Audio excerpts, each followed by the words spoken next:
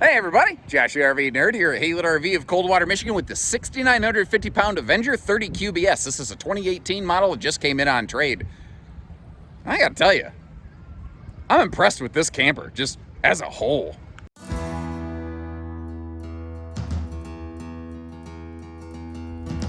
And recently here, I've actually bumped into several more late model primetime travel trailers, whether it's LaCrosse or these Avengers, that have kind of made me go, whoa, they have gotten better. When these things first came out, they felt just very too focused on price point. They felt, I'm just gonna say it, they felt cheap to me, and I don't mind saying that because they don't feel that way now. I don't know that it's necessarily the most over-the-top trailer I've ever seen, but when I look at this and then I remember this is a 2018, I actually go, they were doing a good job of a couple things a couple years ahead of a lot of people. Like all sealed edge press membrane counters, not just in the kitchen around that farm sink, but also over here on the dining table. It's a 6'9" interior, opens it up very nicely. You may have noticed how all the windows in the slide open for airflow. You've got that centralized air unit right there. There's a couple little things, like I miss dinette doors or drawers or something right there. It's still storage. You can still use that as a sleeper as well. Plus, this has a trifold sleeper sofa. I mean, this thing could sleep up to 10 if you're doubling up on the sofa and the dinette, which is, I think, a potentially reasonable expectation given the size of those fixtures. This is also a 6 cubic foot gas electric fridge freezer. At the time this was built, that was normal. I know that it seems small compared to like the big 12-volt fridges that we see every day now, and how so many things have at least an 8 cubic foot gas electric fridge in this size of camper, but I can't knock the RV for that because that was normal, and it works fine. Plus, little bonus drawer down below. We'll come back to see all that kitchen stuff in just a minute.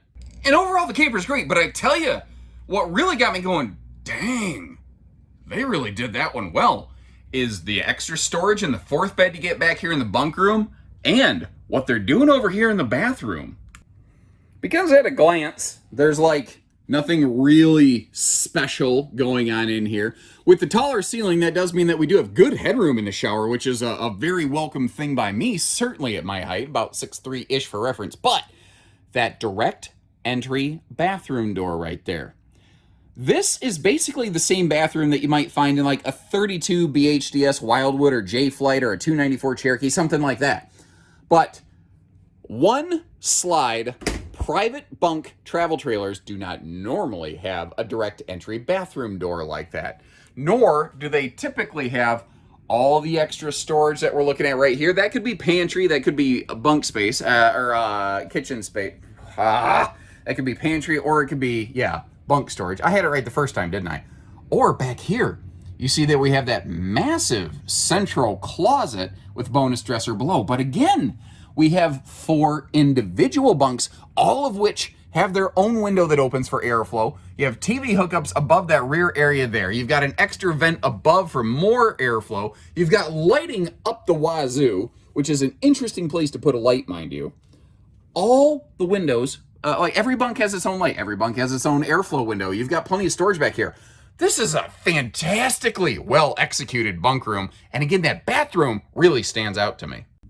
Now, as we flip around and leave the bunk room, one thing I want to point out is the sliding privacy doors for the bedroom do the same thing. You've got a U-latch system here, a positive latch system, so instead of one of those cheaper plastic kind of holdback straps, which over time has a tendency, especially if it gets pinched once, it's going to end up snapping and shearing in the middle, And, folks, I hope you appreciate the fact that I give such high marks to a product like this on a brand that we don't carry new here at Haylett RV.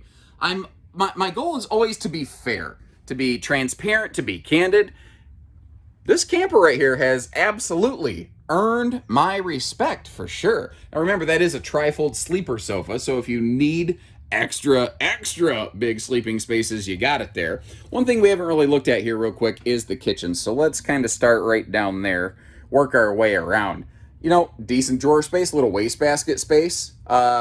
Overall, I mean, it's not over the top massive kitchen storage. Plus, remember, there's that pantry space behind us, like as you're entering into the bunk room. And again, sliding hard privacy doors for the front bedroom. I don't feel this is an entertainment-focused floor plan. It does have a TV. Like earlier today, it was monsoon raining. We were actually afraid next to our storm drain, we had a trailer parked. We were afraid we were going to have to move that trailer because the water level kept creeping up. Thankfully, we got a break and I'm out here dodging raindrops right now. On a day like that, this would be enough of an entertainment system where we could put on a little movie or something. And with the private bunk room in the back, the dinette, the sofa, like there's enough space in here with the super slide I could get through on a rainy day. But to me, this is a camper that sleeps everybody, feeds everybody comfortably, gives you a rainy day retreat, but I think you're going to spend a lot of your time outside under that power awning, hanging out at the camp kitchen. Real quick note, again for transparency, that is a shorty camp queen, which is going to bum a bunch of people out. They did leave you room for a True Queen upgrade here. If you go with the True Queen, you're going to sacrifice your ability to walk around the bed. Now, this was made before there were a ton of USB plugs, but and I think that the importance of that really depends on how you camp. I park camp. I camp with full hookups almost exclusively because the little bit I get to get out and go camping, I want those easy conveniences. So I could just get a household USB plug adapter. I could throw a power strip over there. I could power the whole family's phone chargers off of one space. That's no big deal. This is also interesting. You got you see your TV hookups up here, but they actually have a raised TV mount there so that the pocket doors can kind of slide behind the television instead of conflicting with the TV. Smart little detailed touch designs. I find them all over in this thing. I gotta say, I'm a fan. And as is usually the case when you have a private rear bunk room and a super slide like this, you don't have full traveling access. You can get through the kitchen easily. You can get to the bathroom via the outside door, which is way better than most private rear bunk rooms.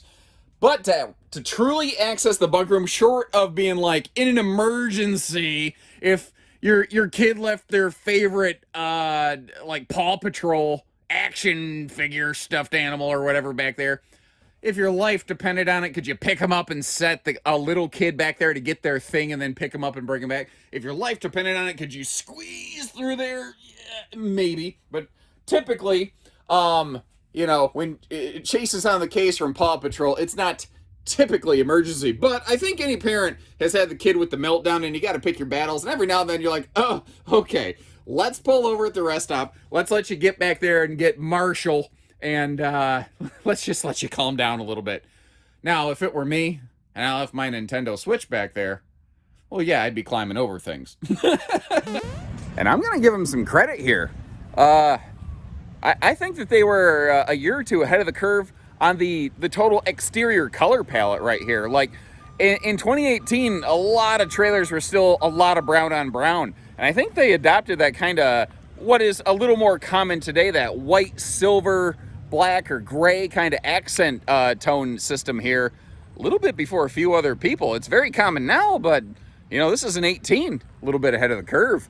I haven't found a propane cover.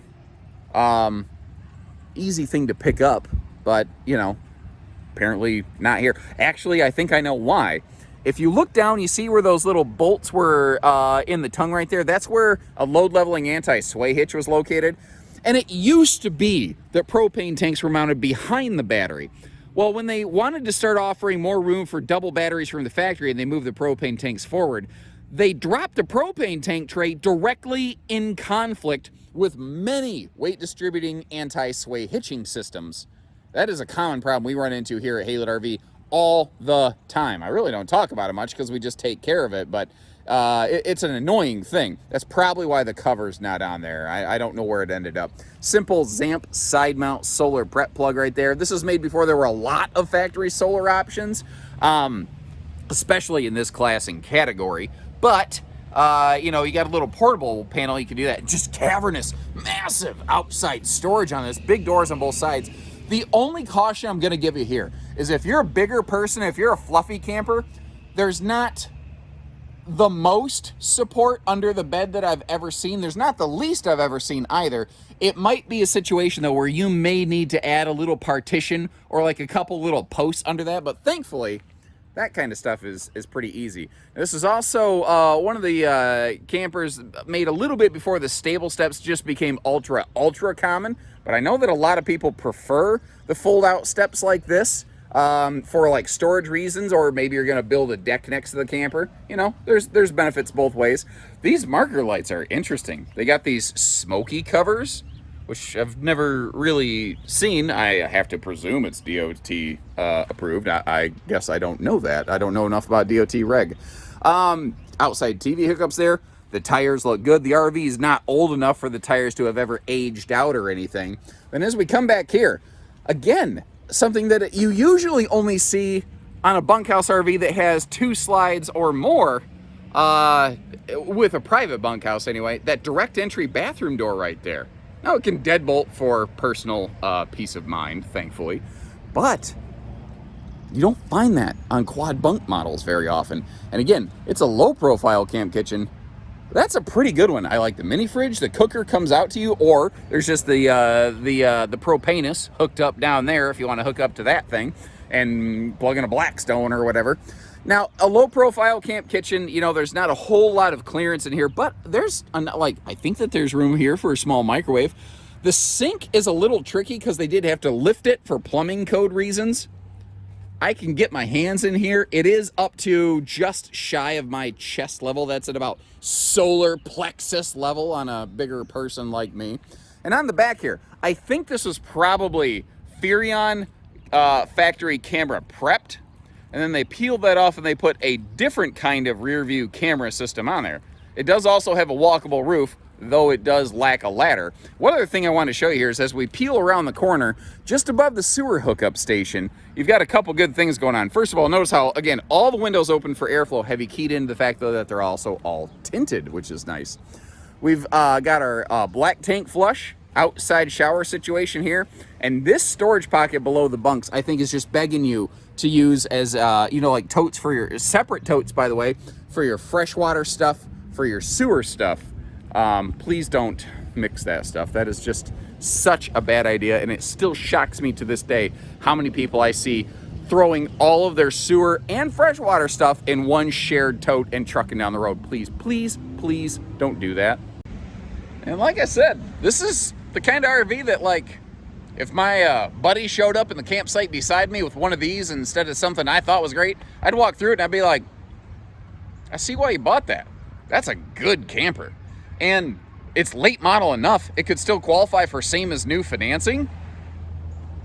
It's not a bad gig. I doubt that's going to last long. So give us a call here if you'd like to get camping. And if nothing else, if you just appreciate the fair and candid way that we go through these things, hit subscribe and follow along. We're family owned and operated, and we'd love the chance to work with you when you're ready. So take care, stay safe, have fun, and happy Haylett camping, everyone.